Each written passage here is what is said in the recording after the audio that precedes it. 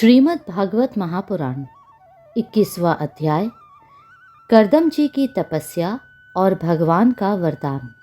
विदुर जी ने पूछा, भगवान, स्वयंभू मनु का वंश बड़ा आदरणीय माना गया है। उसमें मैथुन धर्म के द्वारा प्रजा की वृद्धि हुई थी। अब आप मुझे उसी की कथा सुनाइए।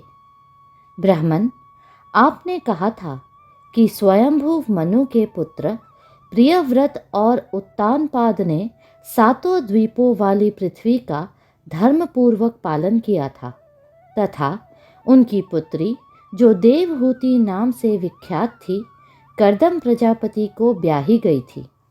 देवहूति योग के लक्षण यम आदि से संपन्न थी। उससे महायोगी कर्दम जी ने कितनी संतानें उत्पन्न की, वह सब प्रसंग आप मुझे सुनाइए। मुझे उसके सुनने की बड़ी इच्छा है।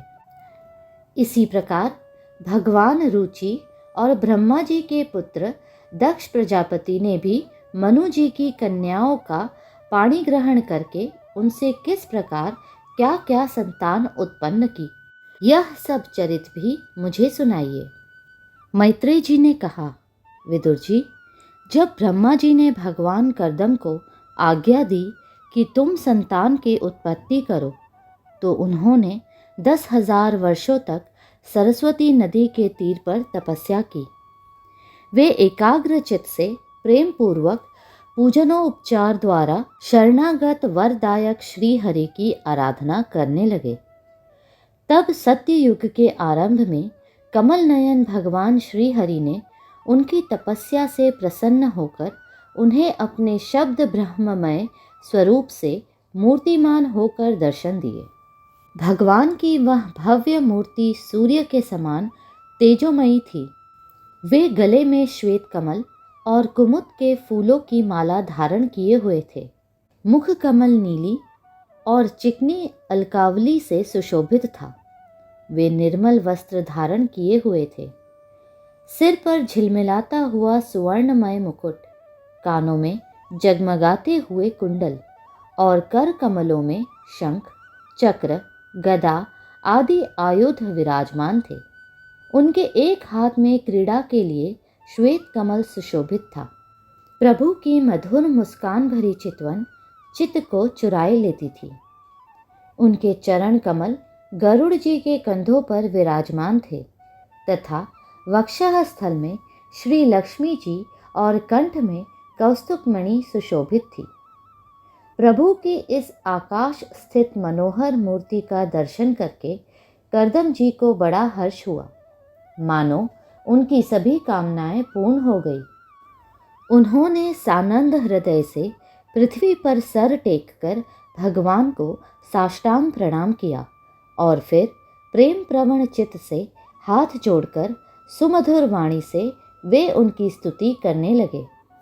कर्दम जी ने कहा, स्तुति करने योग्य परमेश्वर, आप संपूर्ण सत्व गुण के आधार हैं।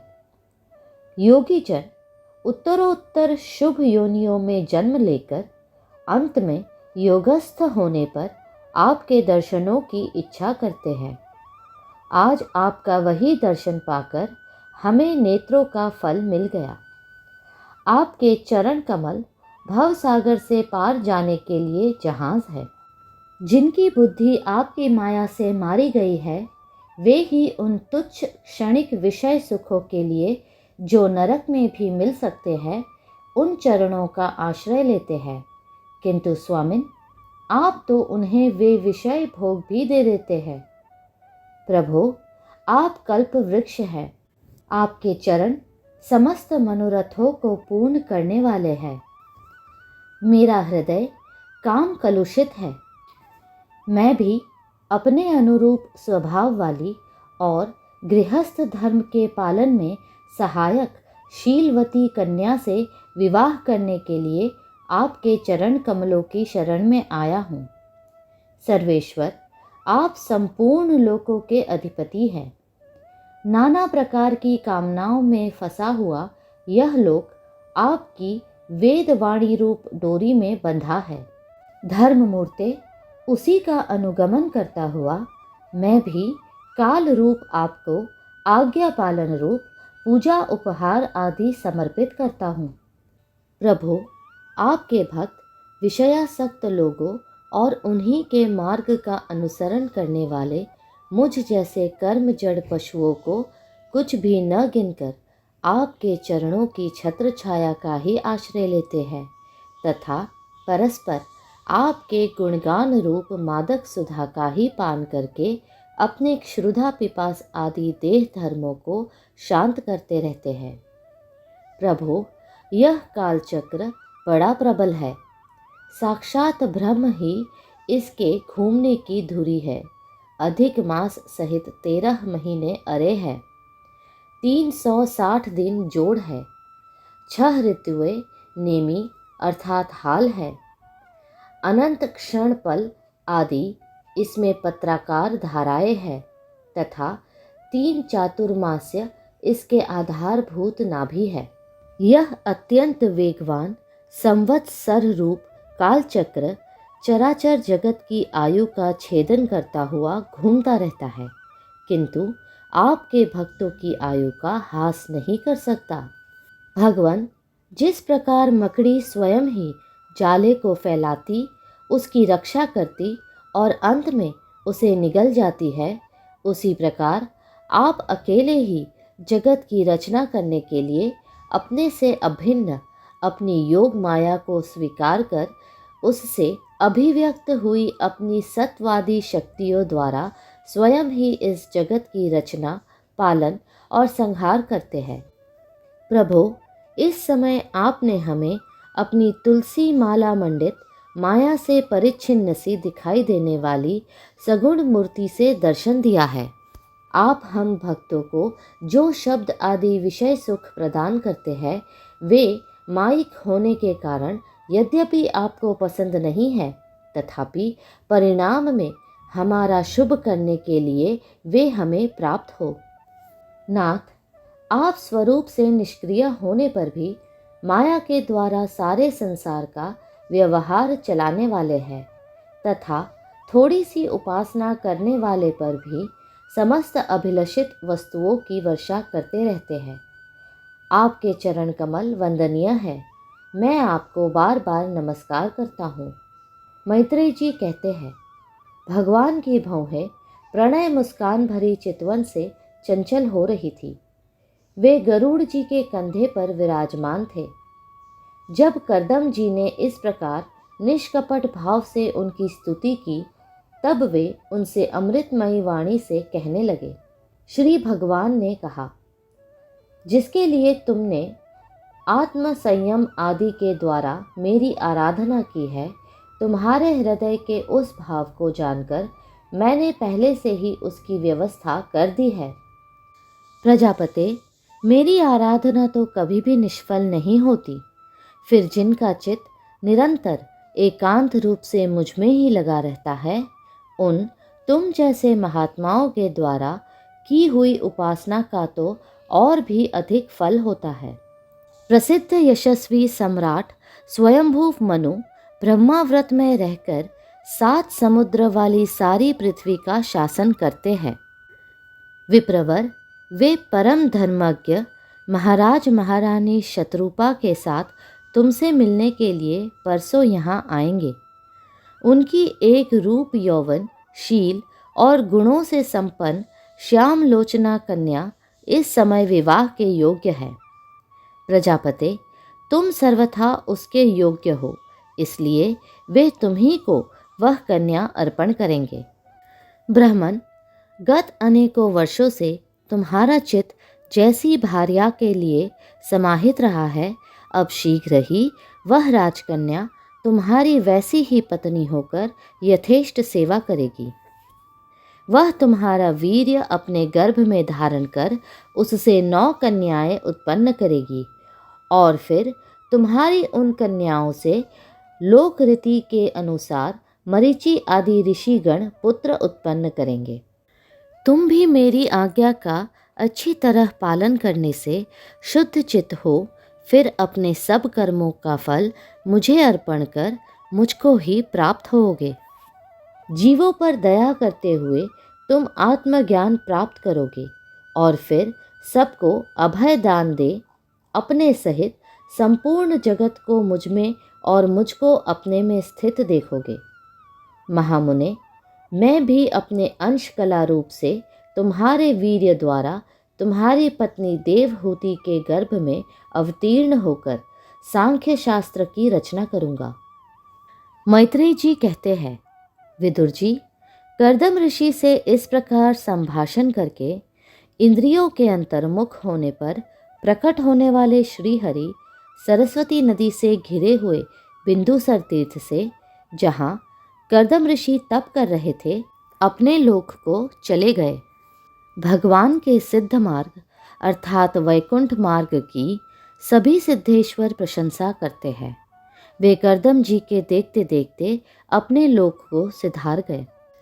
उस समय गरुड़ जी के पक्षों से जो साम की आधारभूता ऋचाएँ निकल रही थी, उन्हें वे सुनते जाते थे। विदुर जी, श्री हरि के चले जाने पर भगवान कर्दम उनके बताए हुए समय की प्रतीक्षा करते हुए बिंदु सरोवर पर ही ठहरे रहे। वीरवर, इधर मनु जी भी महारानी शत्रुपा के साथ सुवर्ण जटित रथ पर सवार होकर तथा उस पर अपनी कन्या को भी बिठाकर पृथ्वी पर विचरते हुए जो दिन भगवान ने बताया था, उसी दिन शांतिपरायण महर्षि कर्दम के उस आश्रम पर पहुँचे। सरस्वती के जल से भरा हुआ यह बिंदु सरोवर वह स्थान है जहाँ अपने शरणागत भक्त कर्दम के प्रति उत्पन्न हुई अत्यंत करुणा के वशीभूत हुए भगवान के नेत्रों से आंसुओं की बूंदें गिरी थी। यह तीर्थ बड़ा पवित्र है। इसका जल कल्याणमय और अमृत के समान मधुर है तथा महर्षिगण सदा इसका सेवन करते हैं। उस समय बिंदु सरोवर पवित्र वृक्ष लताओं से घिरा हुआ था, जिनमें तरह तरह की बोली बोलने वाले पवित्र मृग और पक्षी रहते थे। वह स्थान सभी ऋतुओं के फल और फूलों से संपन्न था और सुंदर वन श्रेणी भी उसकी शोभा बढ़ाती थी। वहाँ झुंड के झुंड मतवाले पक्षी चहक रहे थे, मतवाले भंवरे मंडरा रहे थे। उन्मत्त मयूर अपने पिच फैला फैलाकर नट की भांति नृत्य कर रहे थे और मतवाले कोकिल कुहू कुहू करके मानो एक दूसरे को बुला रहे थे। वह आश्रम कदम, चंपक, अशोक, करंज, बकुल, असन, कुंद, मंदार, कुटज और नए नए आम के वृक्षों से अलंकृत था। वहाँ जलकाग, बतख आदि जल पर तैरने वाले पक्षी, हंस, कुरर, जलमुर्ग, सारस, चकवा और चकोर मधुर स्वर से कलरव कर रहे थे। हरिन, सुअर, स्याही, नीलगाय, हाथी, लंगूर, सिंह, वानर, नेवले और कस्तूरी मृग आदि पशुओं से भी वह आश्रम घिरा हुआ था। आदिराज महाराज मनु ने उस उत्तम तीर्थ में कन्या के सहित पहुंचकर देखा कि मुनिवर कर्दम अग्निहोत्र से निवृत्त होकर बैठे हुए थे। बहुत दिनों तक उग्र तपस्या करने के कारण वे शरीर से बड़े तेजस्वी दिख पड़ते थे तथा भगवान के स्नेहपूर्ण चितवन के दर्शन और उनके उच्चारण किए हुए कर्णामृत रूप सुमधुर वचनों को सुनने से इतने दिनों तक तपस्या करने पर भी वे विशेष दुर्बल नहीं जान पड़ते थे। उनका शरीर लंबा था, नेत्र कमल दल के समान विशाल और मनोहर थे, सिर पर जटाएं सुशोभित थी और कमर में चीर वस्त्र थे।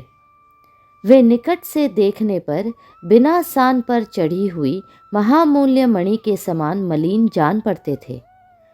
महाराज स्वयंभूव मनु को अपनी कुटी में आकर प्रणाम करते देख उन्होंने उन्हें आशीर्वाद से प्रसन्न किया और यथोचित आतिथ्य की रीति से उनका स्वागत सत्कार किया। जब मनु जी उनकी पूजा ग्रहण कर स्वस्थ चित्त से आसन पर बैठ गए, तब मुनिवर कर्दम ने भगवान की आज्ञा का स्मरण कर उन्हें मधुर वाणी से प्रसन्न करते हुए इस प्रकार कहा। देव, आप भगवान विष्णु की पालन शक्ति रूप है, इसलिए आपका घूमना फिरना निसंदेह सज्जनों की रक्षा और दुष्टों के संहार के लिए ही होता है। आप साक्षात विशुद्ध विष्णु स्वरूप है तथा भिन्न भिन्न कार्यों के लिए सूर्य, चंद्र, अग्नि, इंद्र, वायु, यम, धर्म और वरुण आदि रूप धारण करते हैं। आपको नमस्कार है। आप मणियों से जड़े हुए जयदायक रथ पर सवार हो अपने प्रचंड धनुष की टंकार करते हुए उस रथ की घरघराहट से ही पापियों को भयभीत कर देते हैं और अपनी सेना के चरणों से रौंदे हुए भूमंडल को कंपाती अपनी उस विशाल सेना को साथ लेकर पृथ्वी पर सूर्य के समान विचरते हैं। यदि आप ऐसा न करें तो चोर डाकू भगवान की बनाई हुई वर्णाश्रम धर्म की मर्यादा को तत्काल नष्ट कर दे तथा विषय लोलुप निरंकुश मानवों द्वारा सर्वत्र अधर्म फैल जाए। यदि आप संसार की ओर से निश्चिंत हो जाए तो यह लोक दुराचारियों के पंजे में पड़कर नष्ट हो जाए। तो भी वीरवर, मैं आपसे पूछता हूँ कि इस समय यहाँ आपका आगमन किस प्रयोजन से हुआ है? मेरे लिए जो आज्ञा होगी उसे मैं निष्कपट भाव से सहर्ष स्वीकार करूँगा। अगला अध्याय शीघ्र ही साझा होगा। कृपया करके लाइक, सब्सक्राइब और शेयर करें।